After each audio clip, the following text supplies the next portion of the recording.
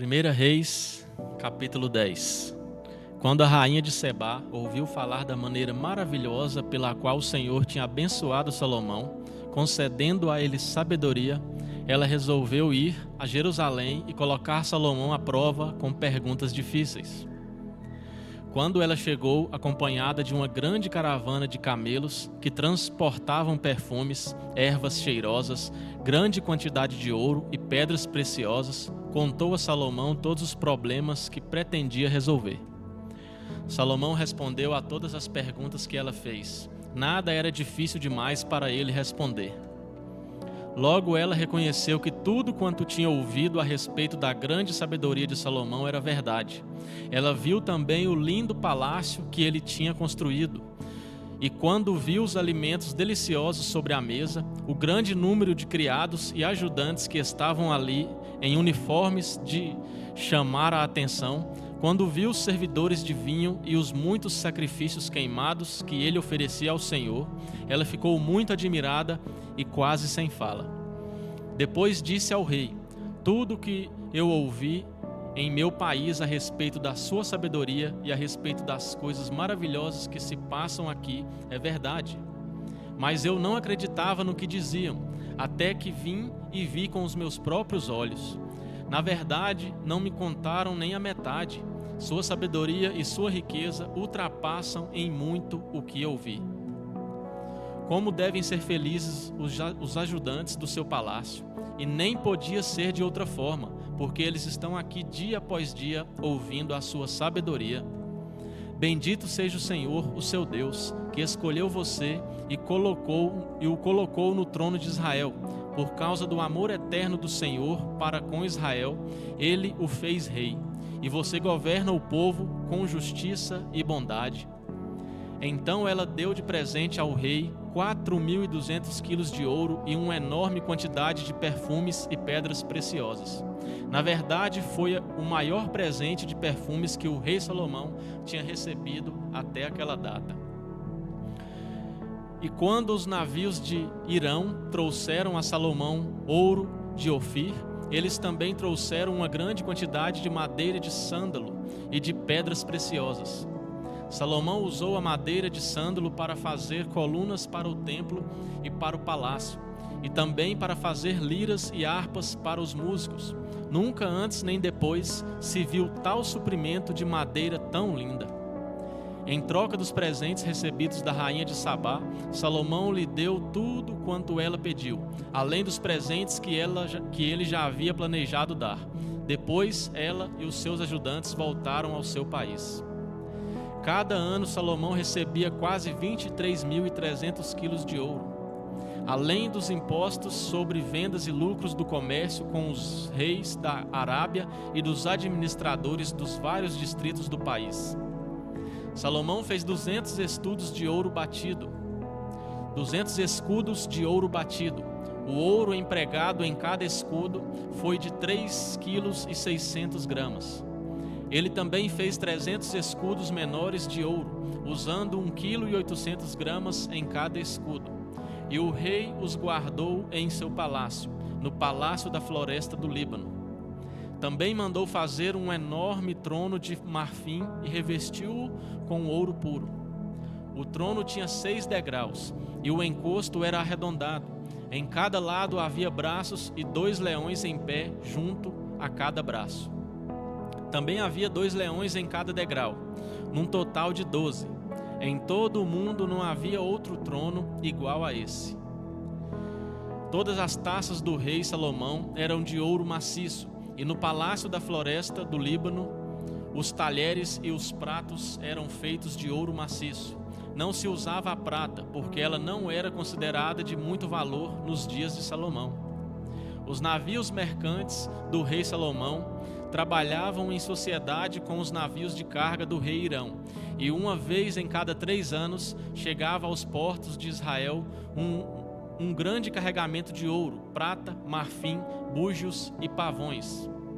O rei Salomão era o mais rico e o mais sábio de todos os reis da terra.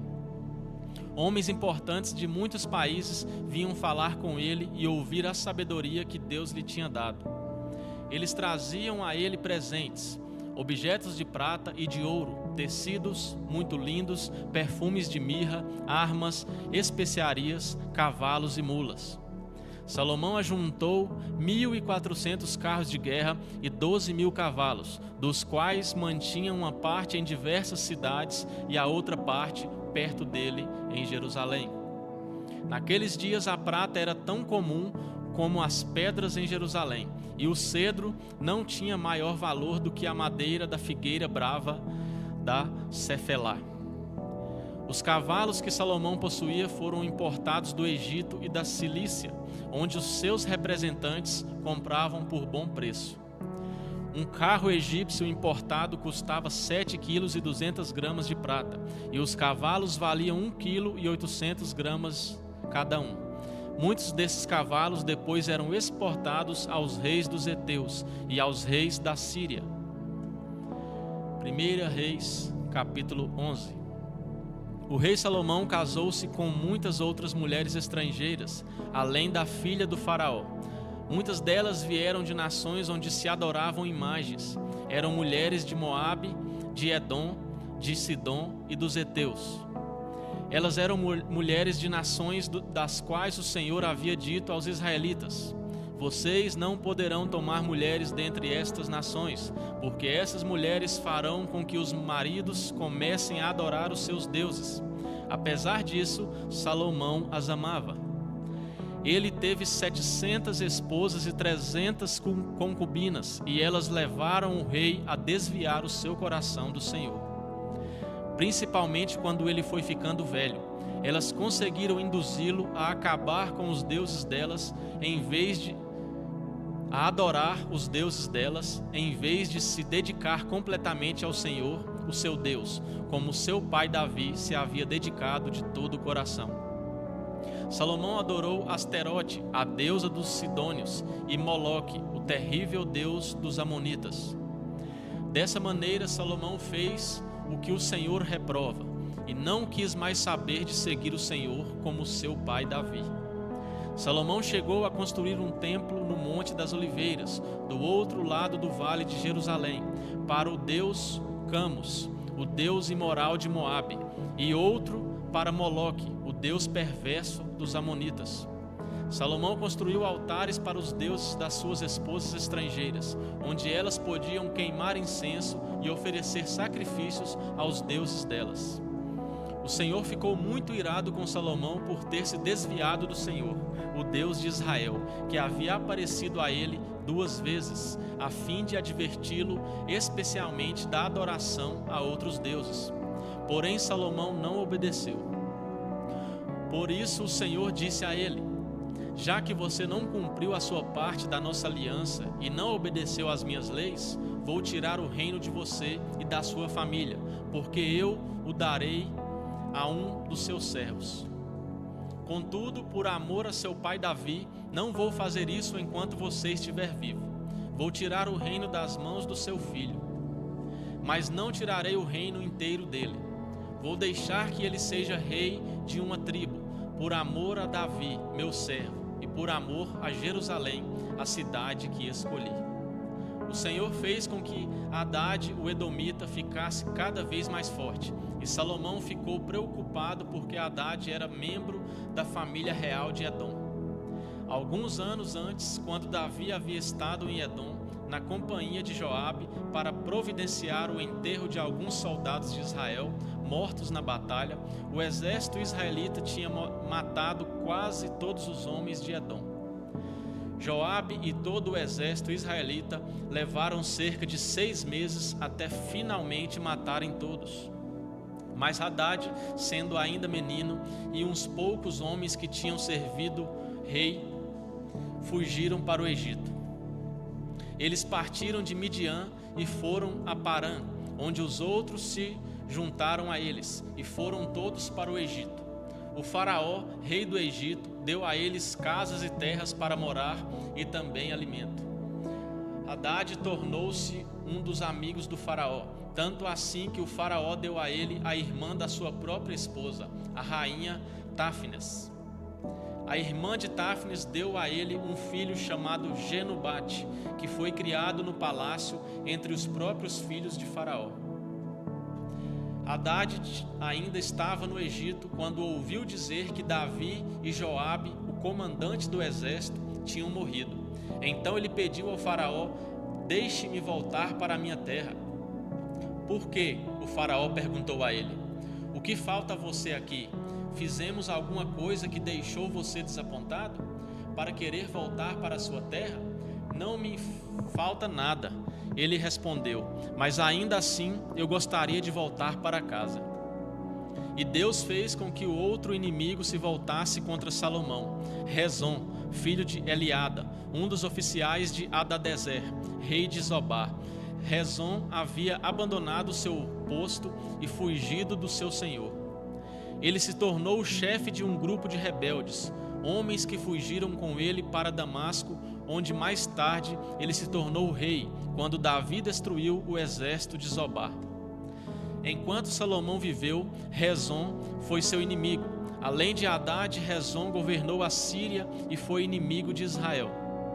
Outro chefe rebelde foi Jeroboão, filho de Nebate, que veio da cidade de Zeredã, em Efraim. A mãe dele era viúva e se chamava Zerua. Foi assim que ele se revoltou contra o rei. Salomão estava reconstruindo a fortaleza de Milo e consertando os muros da cidade de Davi, seu pai. Jeroboão era um homem de muita capacidade e quando Salomão viu como ele era inteligente, fez Jeroboão o encarregado das turmas de trabalho pertencentes à tribo de José. Certo dia, quando Jeroboão saía de Jerusalém, o profeta Ahias de Siló, que havia vestido uma capa nova para a ocasião, encontrou Jeroboão no caminho e o chamou para falar com ele. Enquanto os dois estavam sozinhos no campo, Ahias rasgou sua capa nova em 12 pedaços e disse a Jeroboão: pegue 10 desses pedaços, porque o Senhor, o Deus de Israel, diz: vou tirar o reino da mão de Salomão e vou dar 10 das tribos a você. Mas vou deixar uma tribo para ele por amor ao meu servo Davi e por amor a Jerusalém, a cidade que escolhi acima de todas as outras cidades de Israel. Farei isso porque eles me abandonaram e adoraram Asterote, a deusa dos Sidônios, Camus, o deus de Moabe, e Moloque, o deus dos Amonitas.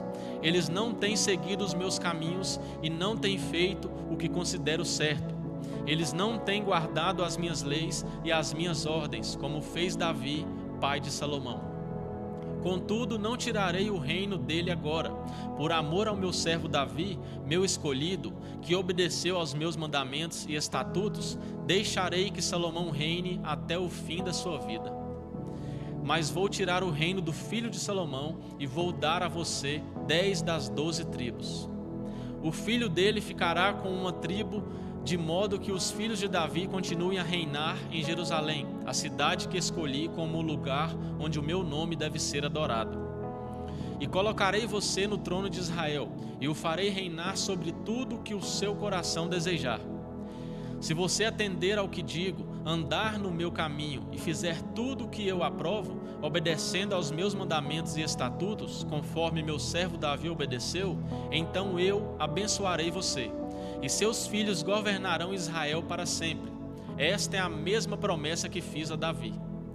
Mas por causa do pecado de Salomão, vou castigar os filhos de Davi, mas não para sempre. Salomão tentou matar Jeroboão, mas este fugiu para o Egito, para a casa do rei Sisaque, e ficou lá até a morte de Salomão. Os demais acontecimentos do reinado de Salomão, tudo o que ele fez e disse, estão escritos nos registros históricos de Salomão. Ele governou em Jerusalém durante 40 anos sobre todo o Israel, e depois morreu, sendo sepultado na cidade de Davi, seu pai, e seu filho Roboão reinou em seu lugar.